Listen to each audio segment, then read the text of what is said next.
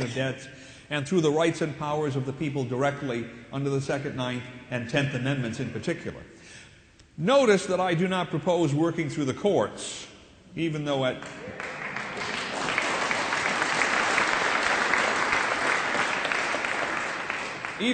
base, money and banking are constitutional issues. And this is simply because the problem of reform is so immense and complex as to be beyond the competence of the contemporary judiciary, even if they wanted to handle it.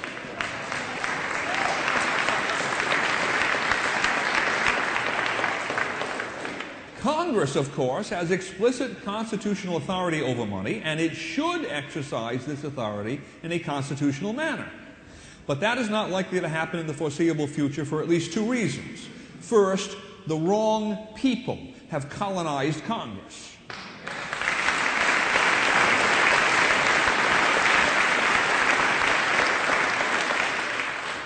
Almost all of them, with some glorious exceptions, are in the pockets or easily swayed by the propaganda and threats of the bankers and other special interests in high finance. Secondly, most members of Congress reflexively approach monetary and banking reform as they approach any other kind of legislation from the wrong direction. They have been mal-educated and otherwise conditioned to think in terms of top-down organization. But real reform of the monetary and banking systems at this point in time cannot be imposed from the top down because the problem of rational economic calculation raises its head.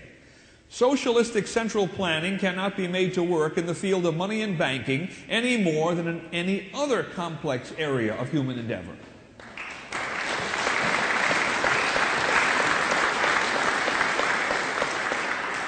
In fact, the present crisis in the area of money and banking is the proof of that principle, because the Federal Reserve System is actually a central planning socialistic or fascist mechanism, and it's shaking itself to pieces on the basis of the impossibility of such a system actually to calculate rationally.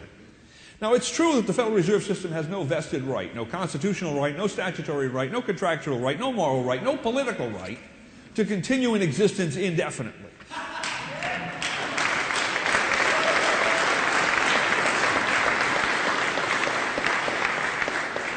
Congress, showing a certain amount of prescience, even provided in Section 30 of the original Federal Reserve Act of 1913, and I quote, that the right to amend, alter, or repeal this act is hereby expressly reserved. But in practice, the Federal Reserve System and Federal Reserve notes cannot simply be eliminated at one fell swoop, here today, gone tomorrow. What will take the place of Federal Reserve notes is America's common medium of exchange when that tomorrow arrives. In what monetary unit will prices be denominated? What of all those outstanding contracts yet to be fulfilled that have always been understood to be payable in Federal Reserve notes? The only economically rational and non-catastrophic way to transform America's monetary and banking systems is by introducing an alternative, constitutional, and economically sound currency to compete with and gradually supplant Federal Reserve notes.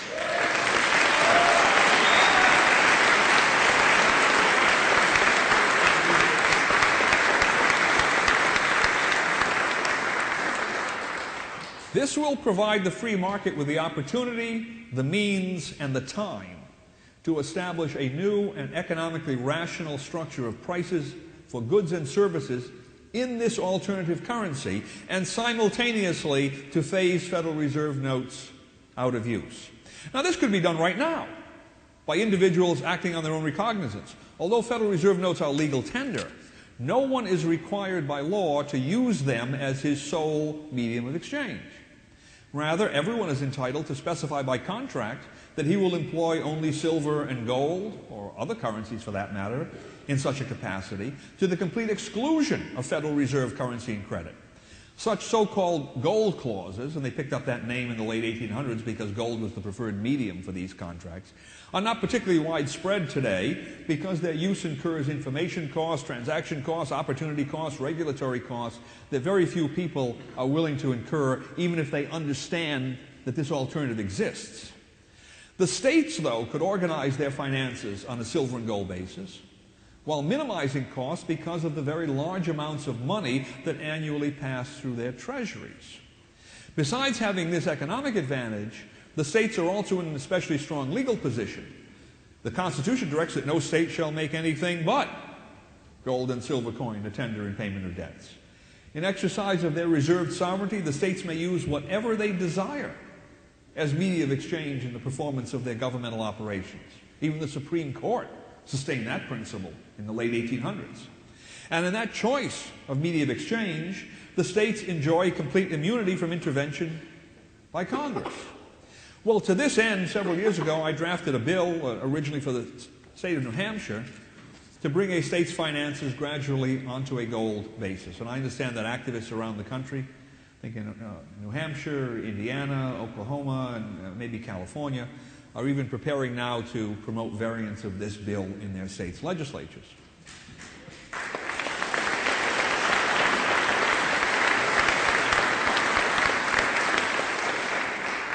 Now, interestingly, I saw a few days ago, as quasi-sovereign bodies, the Indian tribes could assert some of the same authority as can the states to choose their own forms of money and banking.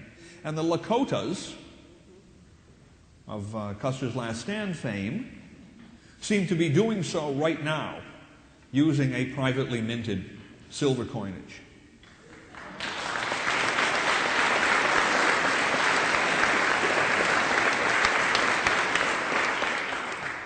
Finally, and perhaps most to the point in this particular discussion, we, the people themselves, through their states, in statutorily revitalized militia of the several states, could make silver and gold the media of exchange for their militia, as an aspect of preparing for economic homeland security.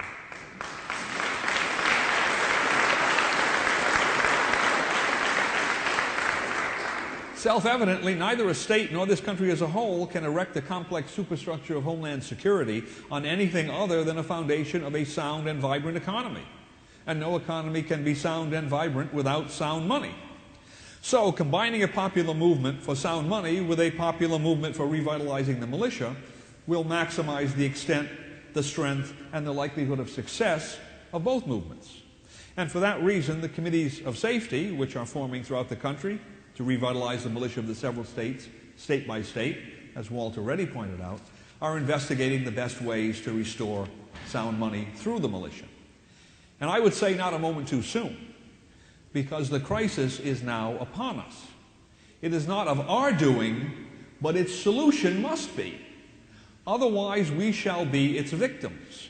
Indeed, the people now managing and profiting from this crisis intend for us to be its victims.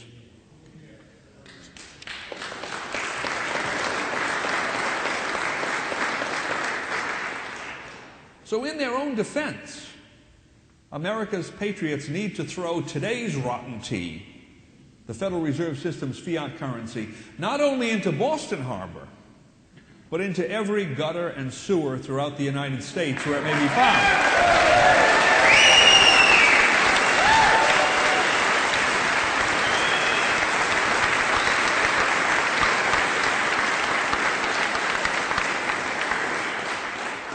And to consign the Federal Reserve System to the same well-deserved historical oblivion as now inters the East India Company.